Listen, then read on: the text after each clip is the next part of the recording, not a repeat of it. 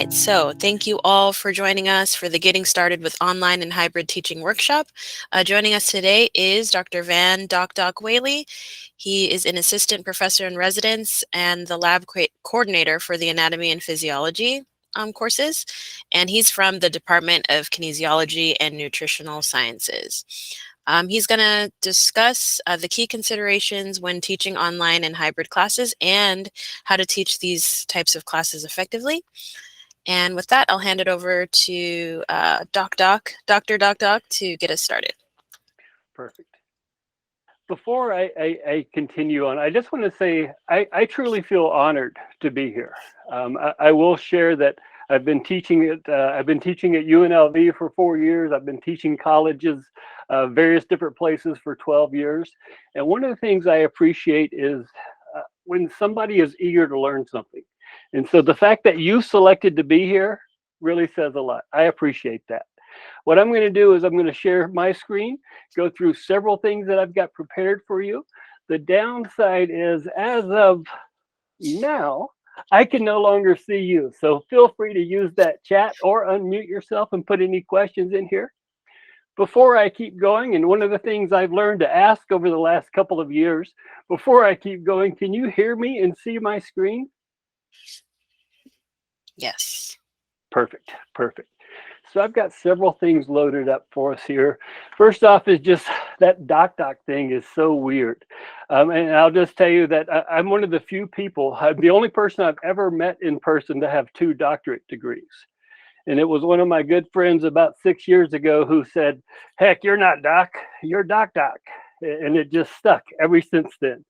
And what's crazy is even if you Google DocDoc UNLV, I come up.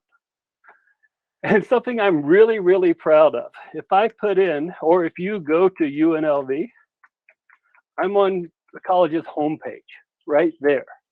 This is one of the cool things we do in our anatomy classes. This particular thing, and it'll loop back around, the model was an instructor who was also a semi-pro bodybuilder. And so we took highlighters and dry erase markers and went over all kind of bony landmarks. And it helped our students learn 2 of our chapters. One was first I traced over the bony, I tried to pause this video, I can't. First I traced over the bony landmarks, and then I went in and drew muscles in there.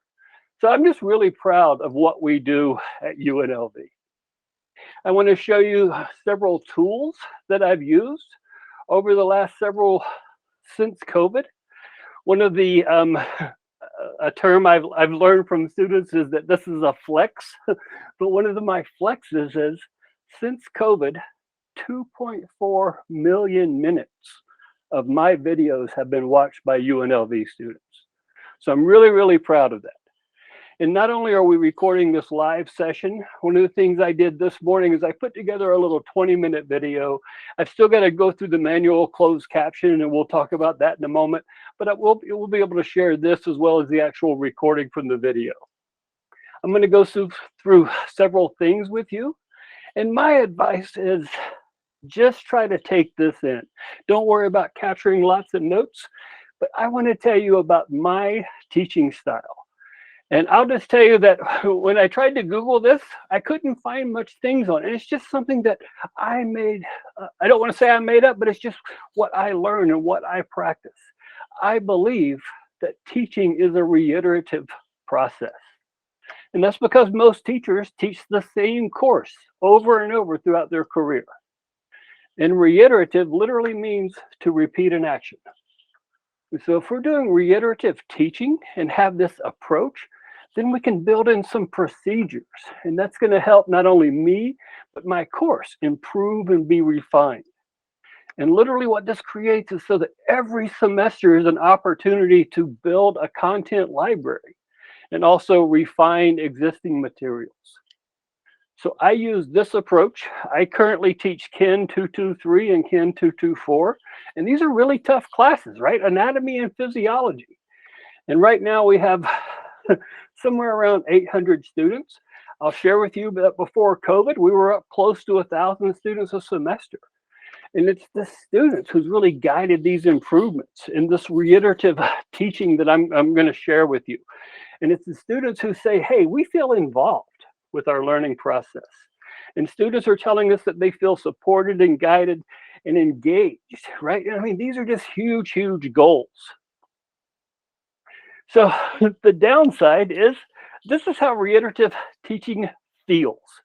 I love this. I Googled hamster on a wheel and this cat popped up and I'm like, yeah, that's exactly how it feels sometimes, right? Think back when you were in week 5.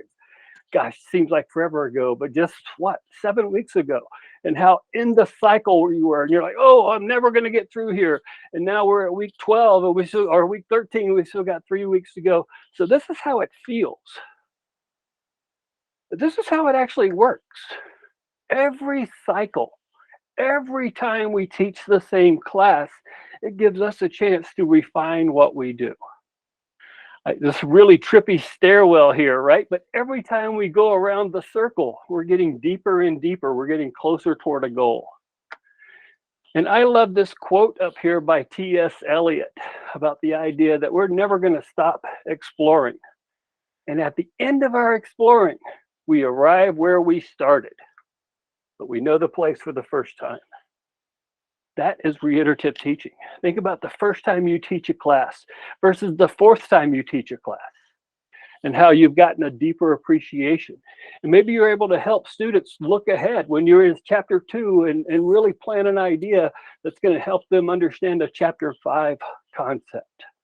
By reiterating what you do, you have a better approach to it.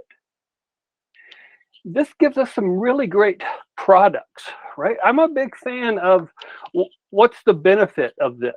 And this gives me some actual products that I can use in my classroom. This is maybe the most profound thing I said a couple of years ago. And I love this quote. Our classrooms echoes with every great question asked by a student before you. How cool is that, right? What I've done is I've made these Canvas pages and it'll have like a chapter number, like maybe chapter 7, student Q's and DocDoc A's. I put all this together and I save it from semester to semester. And some of these questions were directly emailed to me by a student. Others were posted on a discussion board. But it's that idea that if one student asks, other students are probably wondering the same thing. So I don't give them just a short yes, no answer. I create some videos or maybe some pictures and I add to it. And I create these really powerful resources that are fun. And then even sometimes to kind of get students to use these resources, there's some homework or an assessment question that I know that they're going to have. And if they're planning their time wisely, they could use this page to look at it before they complete the assignment. There's also some fun kind of tangents on there. Maybe a student has a question about a certain type of fracture, or we have a video from during the World Series 2 years ago during the World Series, a pitcher got hit with a baseball and it broke one of his bones in his lower leg. But that pitcher was so amped up because he was pitching in the World Series that he literally kept pitching another inning. And it was like 20 minutes later when the pain kicked in. So a student put all this together, like, what the heck? How is this possible? So we built a whole little learning module and I added it to one of these. I put it here because there's not like I would never ask an exam question about the pitcher that had the broken leg during the World Series. But it was a fun tangent and it's the kind of thing that builds engagement. Some other reiterative products that have come from doing the same classes over and over and having procedures is some course announcement templates. I'm very blessed that I love what I do and I've gotten great feedback and official evaluations. And one of the great things that students share about me is how much I communicate with them. And I'm going to share 2 ways with you that I do that. One is with some course announcements. And with these, I can use them from semester to semester. And I make them really, really powerful because maybe I add a little personal reflection. Or maybe I add a note of encouragement. Hey, I know it's week 7 and you're working hard. Maybe it's got some links that will help them with a specific assignment at a specific time. Or maybe it's just some funny clips or memes. But by using these from semester to semester, I just have to update some due dates. And if I have something new, I'll add new videos. And so I just want to share with you one of what I consider a fun announcement. Maybe.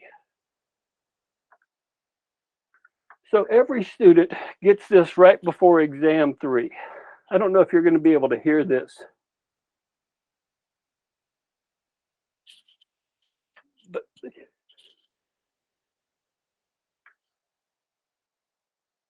But my goal is, it's just a fun little clip. And underneath there, I have my exam 3 details. And like, the fun thing is students love this little 40-second clip.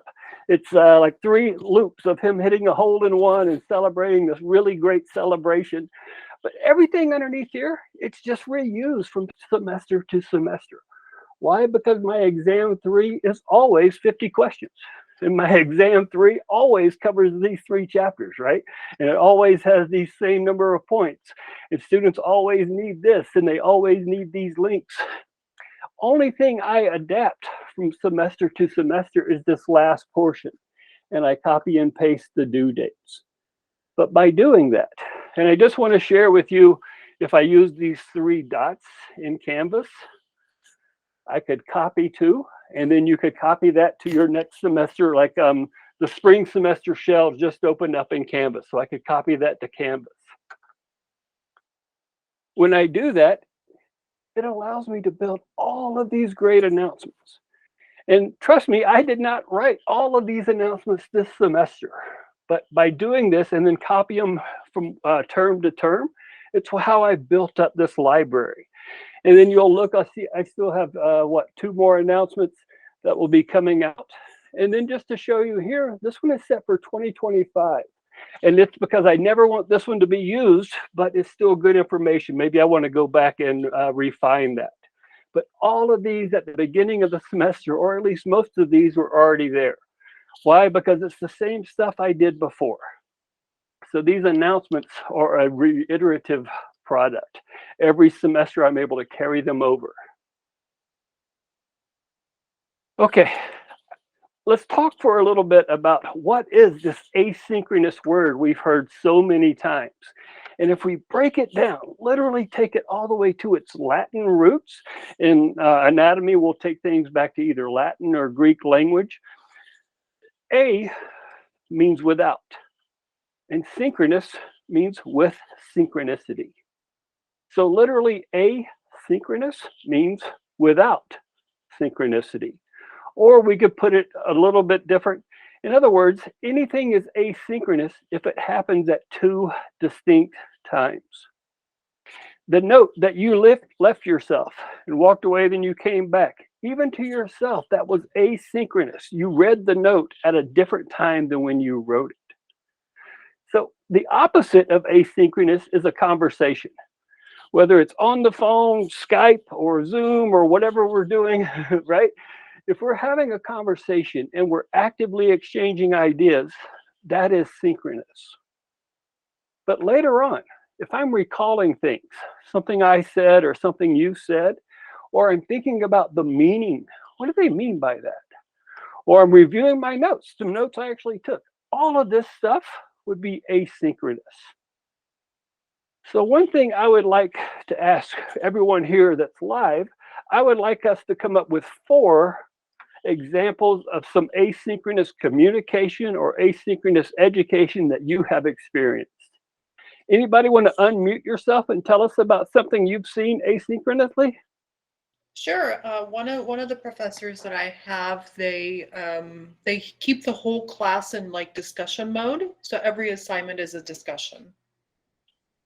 Perfect. Thank you for sharing that. Yes, 100% discussion, so that I'm seeing what somebody wrote either earlier that day or maybe a couple of days later. Perfect example of asynchronous.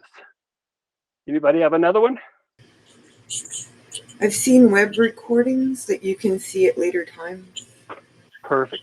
100% web recordings.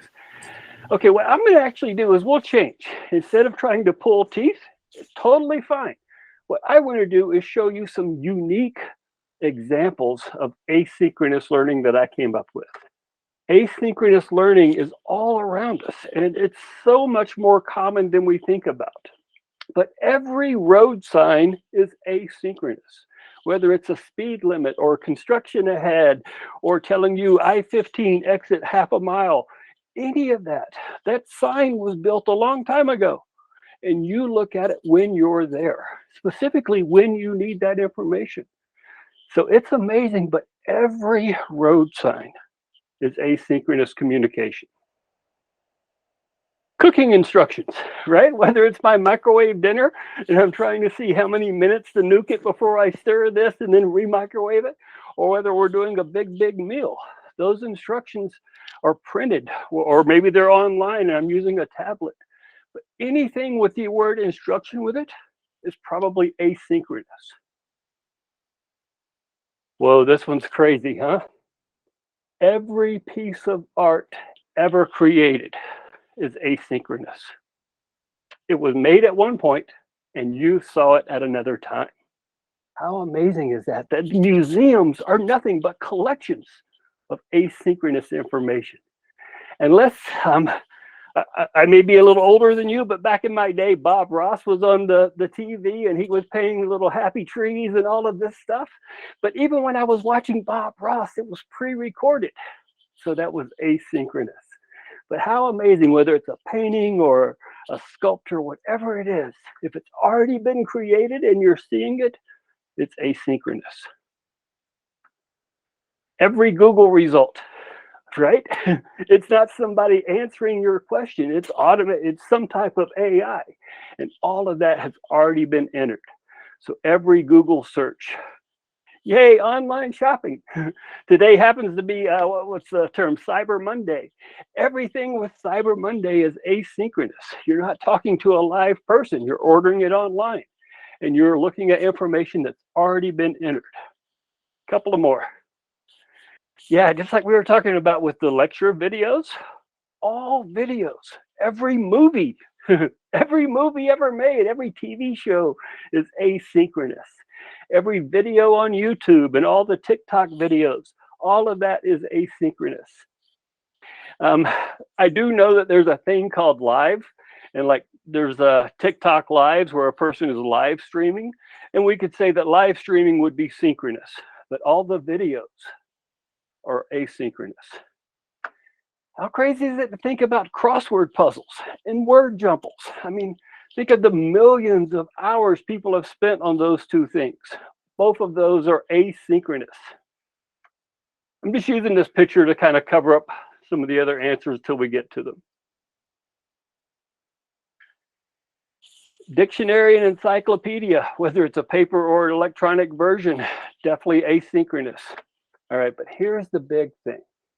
This statement, all written or electronic communication, anything that is accessed and used when needed is asynchronous. Mind-blowing stuff. We think of asynchronous as this thing that happened since COVID. But if we know the definition, anything written down in any media is asynchronous communication. And the DocDoc quote is, asynchronous communication started about a minute after the first written communication. The first time somebody wrote anything down and then somebody else looked at it, that was asynchronous. Oh, this is great stuff. All right, I appreciate everybody hanging in there with me. I know this is kind of some crazy concepts. So how do I put all this stuff together? How do I really apply this hybrid format to combine the best of all of these? I do a lot of live online events throughout the semester. And I break these down into a couple of different ways.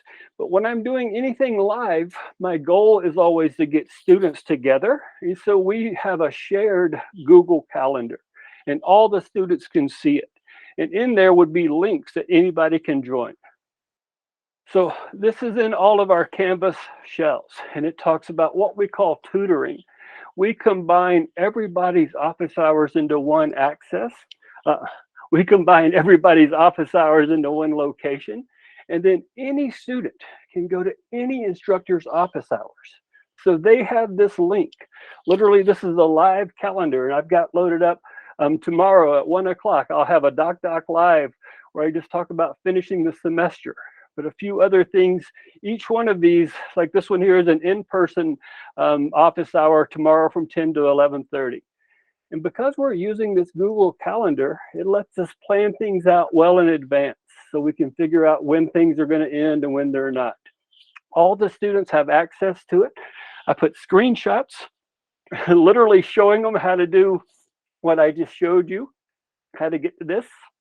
And then down on the bottom, here's all of our instructors and all of their emails. Again, I didn't have this the first time I taught. I didn't even have this the first year I taught, right? This is just a product of reiteration. I've created these kind of resources. So we use that Google Calendar so that all students can see when and join these events with the actual link.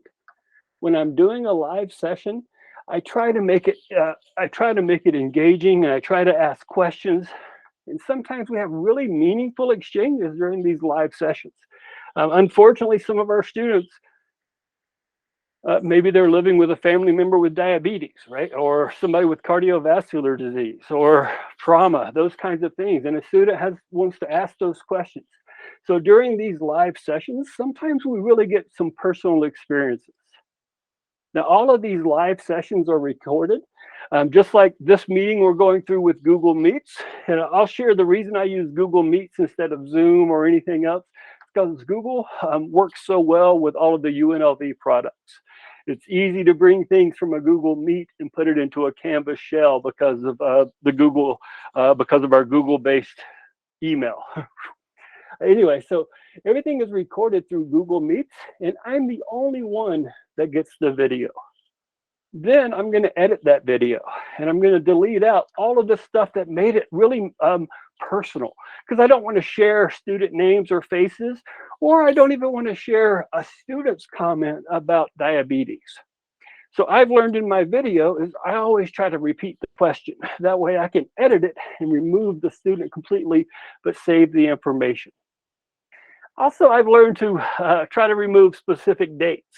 I had a little flash earlier when I mentioned that it was Cyber Monday, and I'm like, oh, I try to not talk about dates. And it's just one of those things I've learned to do because of this hybrid format where I want to build videos. Anyway, so I get this video.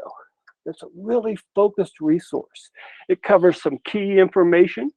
I can edit that video and get it into the current course so that those students who did not attend my office hours get to capture it, and I can save it for future students. Such a valuable of having these live sessions.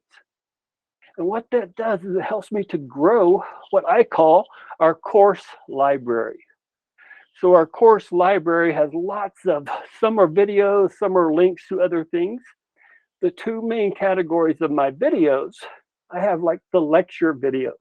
Just like if you've ever had a lecture class, probably the same way. And the other ones, I call them DocDoc Lives.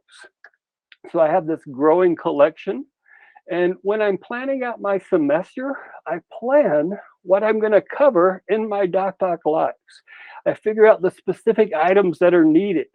Maybe I'm going to go over 2 tables from chapter 7, or some important pictures from this organ system, or just a summary or an overview. But whatever I do live, I'm going to record that, and it's going to help not only the current students, but future students. When I'm doing all of my videos, I'm going to come down to this bottom portion. Something that's important is to have manually corrected closed caption. This is actually becoming a federal requirement for any video that's used from semester to semester. And that is literally either myself or another instructor or an expert watching the video and then making sure that the auto-generated closed captions, those words are correct. And I'll just share, especially I've got a little bit of an accent, and throwing in words like DocDoc, and then the auto-generation puts in there, it was a dark duck, and all kind of other things. It takes a little getting used to. But just a little note, I'm a fan of these closed captions because it makes the videos, number one, 100% accurate. If I say the word epiphysis, On the screen in closed caption is the word epiphysis. And even me, like if I'm watching Netflix or TV, a lot of times I'll turn the closed caption on to make sure I'm catching the exact words. So the videos all are manually corrected closed caption. And like I mentioned, accuracy is important for my videos. I truly believe that my lecture videos are better than a traditional in-person lecture video because I know they're accurate. You know, like when you're talking to somebody and maybe you say, oh, it's the third house on the left, but you meant right. But the other person doesn't know that. So you both just keep going and you don't know you said the wrong thing and they have bad information. Well, because I've watched all my videos, I made sure that they're accurate and clear and brevity, right? Nobody needs a 30-minute video if 21 minutes will suffice. And on that, I will just share that editing videos may be my best skill. And it's something that I developed over the last 2 years. And it's one of those things nobody will ever say, wow, I'm really glad you've gotten better at editing. But it makes a difference. And if I take a video from 25 minutes down to 21 minutes and I edit out the uhs and the pauses and replications, it creates a better video.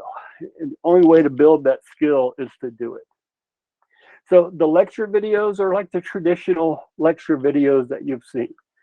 When I do videos, I build in interactive opportunities.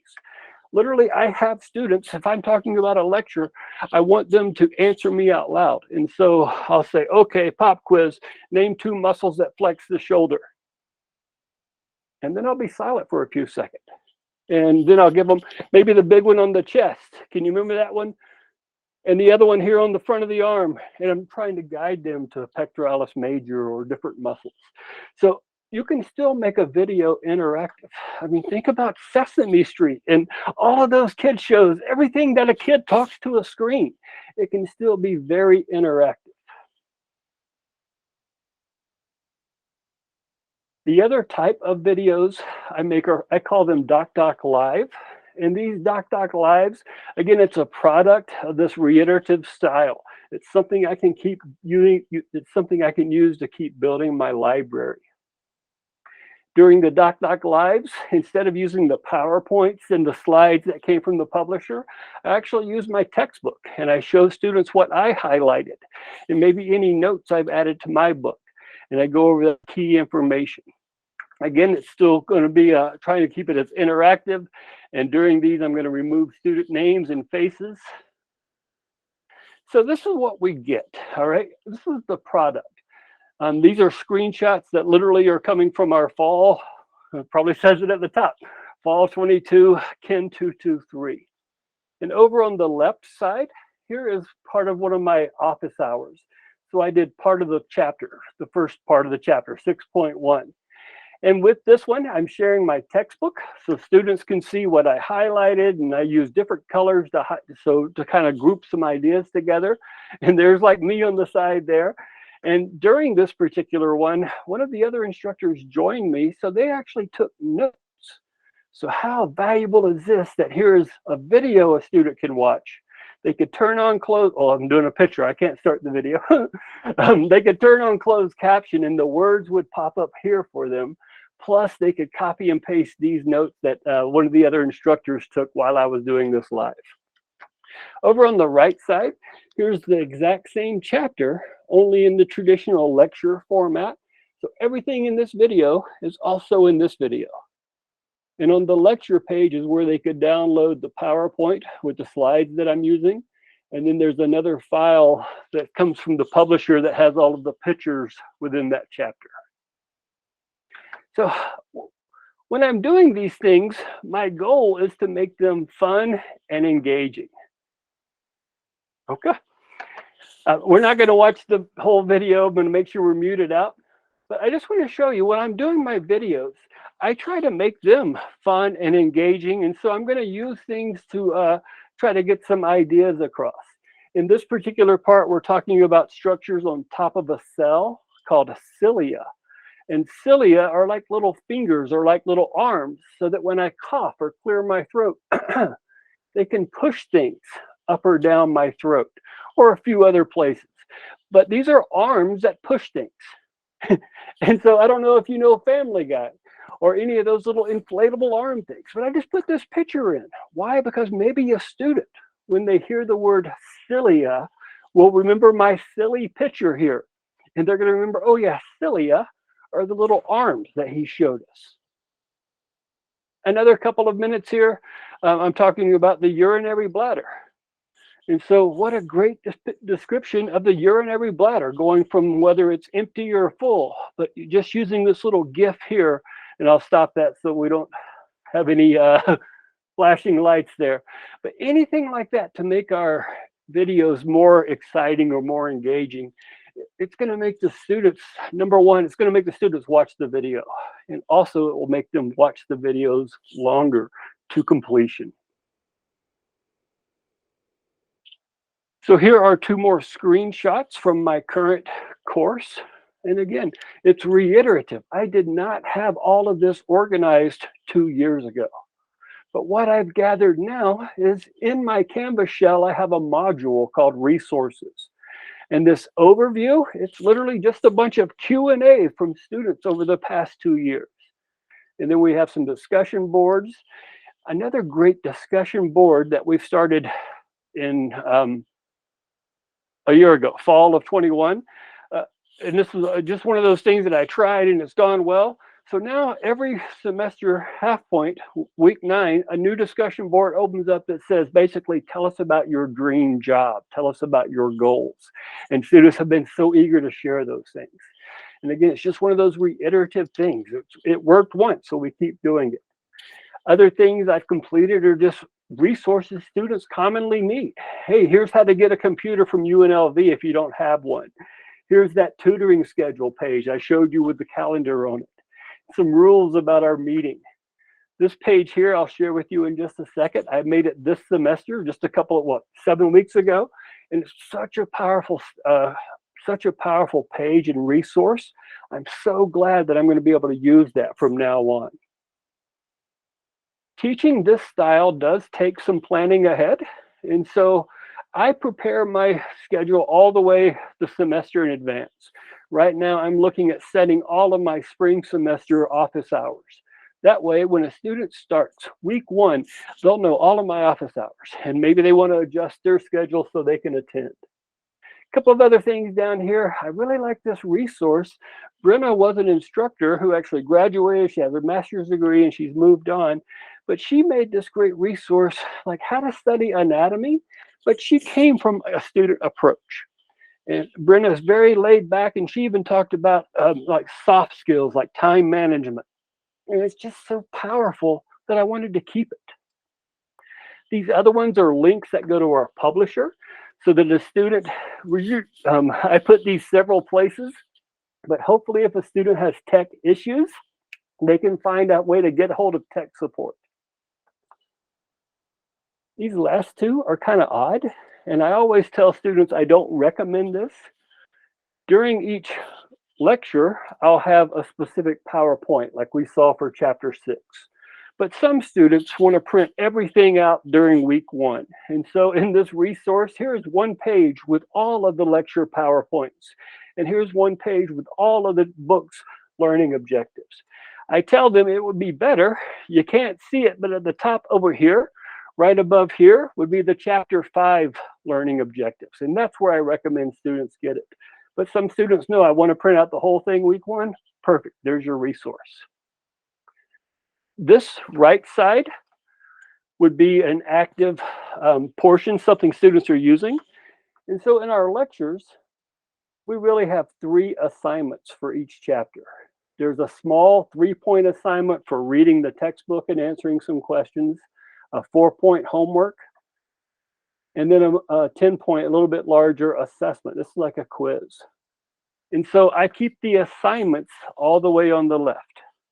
And things that are tabbed over, all of these are resources. Here's what we were seeing earlier, those chapter 6 lectures and the chapter 6 DocDoc Live. We also do some really fun things. I hope you're familiar with Kahoot. Kahoot is, we have recordings, and sometimes one of our instructors maybe will have an office hour. We might have 30 or 40 students show up and play a Kahoot against each other. And then you can also save these and share the links, and students could go on there and play alone or in small groups. There's no points for this, but it's just a fun way to review. And then again, I've got some how-to information. The same stuff we had over here about how do I get my feedback from McGraw-Hill. I put it throughout the places. I mean, you just turned this assignment in, so here's how to get your results. Got a couple of more things and we'll wind this down here. I appreciate you staying with me. Another powerful tool of this reiterative process is it helps me to build easy ways to communicate with a lot of students. Like I said, I've got 800 students, and all of them think I do it well. Most of them think I do an amazing job of connecting with them as an individual, not as a group, as an individual. And one of the ways I communicate with students is I send them warnings or reminders 12 hours before an assignment is due, not after, before, right? And I can't tell you how many students have thanked me and also written this in their course evaluations because they simply forgot one thing, right? We saw how maybe there's 3 assignments and they didn't do one of them, or maybe they did it and didn't press submit. But because they get this warning or reminder before the due date, they can take care of it. I also include a couple of things like the late policy. And the way I do it, I copy and paste this information. I want to share one more tool with you I use called Google Doc. And just like everybody has their own word processor, it's the Google, it's like Word or my brain just went blank. The benefit of using Google Doc is I work out of 3 locations, and sometimes maybe I need to do this through my tablet or through somebody else's computer. And so I built this into a Google Doc, and it just says, hey, hardworking students, maybe you're working on this now. Notice I'm opening up real friendly. I'm sending this email to anyone that currently does not have a grade for this assignment. Just a friendly reminder that it's due at 11:59 tonight. Here's that late work policy, depends on what you're working on. You may or may not be able to complete it late. Also, make sure you press submit. And then I will say that it took me about a year to add this last line, but there's a lot of value to this last line. By the way, if you just completed this assignment in the last few hours, or if you do have a grade in Canvas, just ignore this message, right? Because I don't want to bother students who've already done the work. And the way I send this message, what I have are 2 different screenshots. And again, this is current feedback based on student feedback. What I worked on is I don't want to bug students who've already submitted an assignment. So it's weird, but because I use a third party at McGraw-Hill is synced in where my students do the work, I cannot use this have not submitted. Notice if I go to message all students who have not submitted, that would send it to over 400 students. But if I marked it down to only notify students who have not been graded, this was the actual number of students who had not done this assignment. So I'm using this to has not been graded. I want to share a few more things I've got loaded up, and then we'll wind it down with some Q&A. This is a crazy video. I'm not going to make you watch the whole thing, but I took this video just to show you how I do those pre-recorded lectures. I actually have 4 screens going here. The main thing is this. The benefit is I'm using all Mac products. Mac lets you use what's called Keynote. The reason I use Keynote instead of Word or any of the Microsoft products is now I can use my iPad to control these. And I'm doing things on my iPad, and then it shows up on the screen. Like maybe I want to color code different areas of the screen, and then all of this is captured in the recording. So I'm using Keynote, which is a Mac product. The reason I'm doing Mac is because I have an iPad.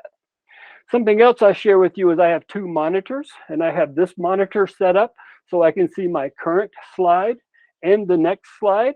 That's valuable because sometimes there's a bunch of definitions and then you're able to say, okay, the next slide is going to be a picture of this and it's going to make it all together. And then I just want to show you, I cheat while I'm doing all of this because this last screen, this is my e-text. And I'm just using my other tablet to look at my text, but students don't know that. So I literally set up all of this. I'm looking to make sure I include all the key stuff, but I'm using a lecture that has PowerPoint slides that came from the publisher. But I don't like PowerPoint. I'm using Keynote so that I can use this iPad. We shared that video. When I was talking about the announcements, here are all of my announcements. Maybe I showed you these, but some of these are really fantastic and I wanted to be able to use them. So don't be afraid to make yourself part of the video. In this particular one,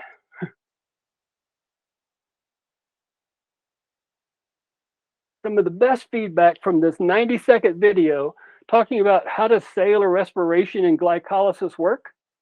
So I just do a set of push-ups, and during this set of push-ups, I'm explaining stuff and talking about different things that are in the book.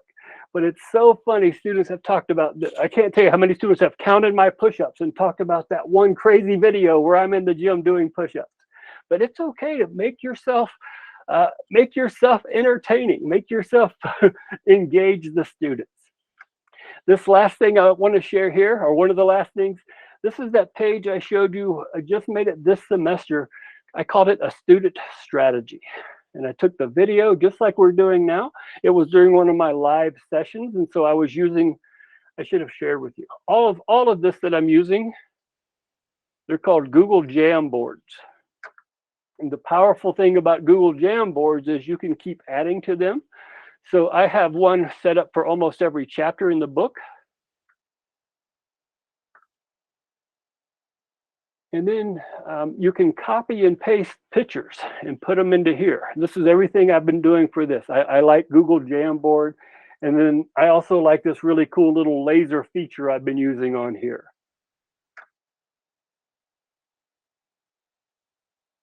So I go through the video about how I think my students should take our class. And then I took screenshots and I embedded these pictures. This is everything I talk about in the video. And it's so good that I just want to be able to use this for semester to semester. On this one screen, here's a screenshot, and I've got several things loaded up. I'm showing people how they could print out, if they were looking at a lecture, they could download those PowerPoint slides. And then I even show them how they could set it up so maybe they print four slides on a page or 8 slides. I walk them through everything. I show them these are the resources you should be using. Make sure you're going to that tutoring page we talked about. Make sure you're using those learning objectives. And then this is another DocDoc quote that I think it's missing from education. So many students, especially in anatomy, I mean, they might have 12 pages of notes and be only a third of the way through the chapter. My advice, plan on getting through every chapter more than once and know that a skimmed chapter, if you go to completion, a skimmed chapter is better than an incomplete chapter. And the way I talk with students about this is I love Game of Thrones and the last one, House of Dragons. I love that. And I couldn't wait till Sunday and I would watch the episode and it would come on from like 8 to 9, right? And then what did I do at 9 o'clock? I watched that episode a second time. And think about whatever your favorite show is. How many times have you seen that movie or that TV show and how well do you know it? That's the power of getting through a chapter more than once. If you can skim through it, or maybe just watch the videos, somehow get through it once with minimal notes. And then the second time you're working through it, that's when you're going to add details in.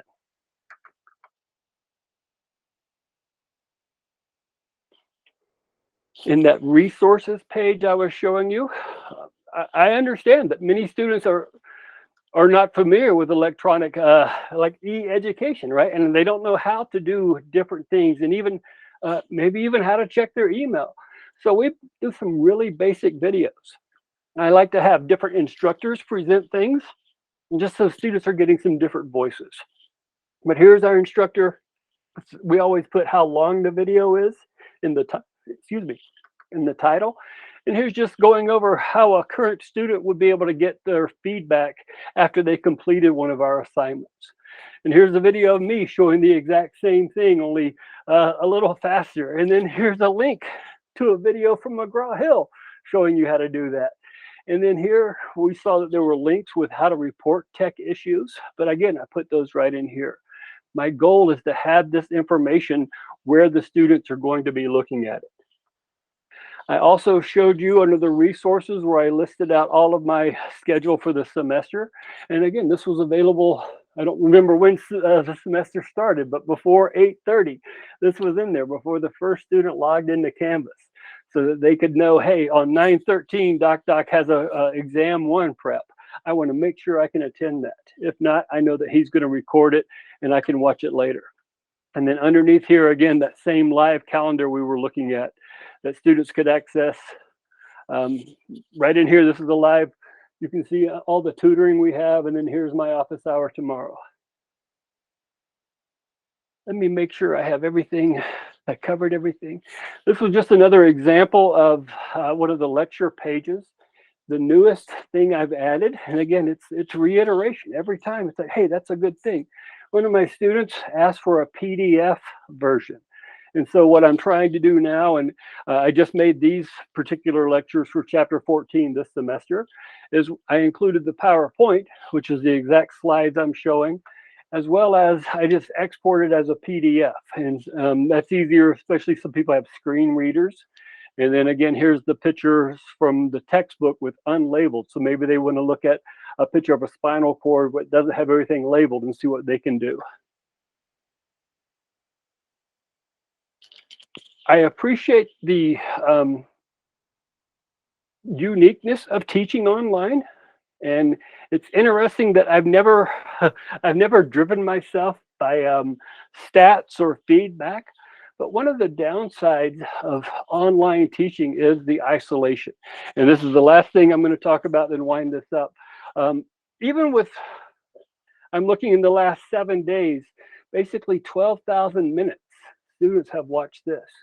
But if I'm not careful, I can feel like I've just been here alone. So I will say there's a lot of value in using Panopto and understanding that these minutes delivered, it's still minutes of interaction between you and a student. It's just not synchronous, it's asynchronous. But asynchronous can be a powerful way to get communication across. All right, everybody, I sure appreciate, let me stop sharing my screen for a second here. I sure appreciate everybody. I really was trying to wind it down by 12:50. I pushed a couple of minutes late. Are there any questions, anything I can do to answer for anyone?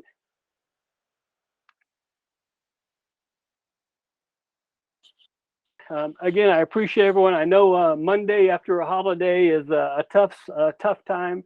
So thank you for joining us live. And if you're watching this recording, thanks for hearing me out.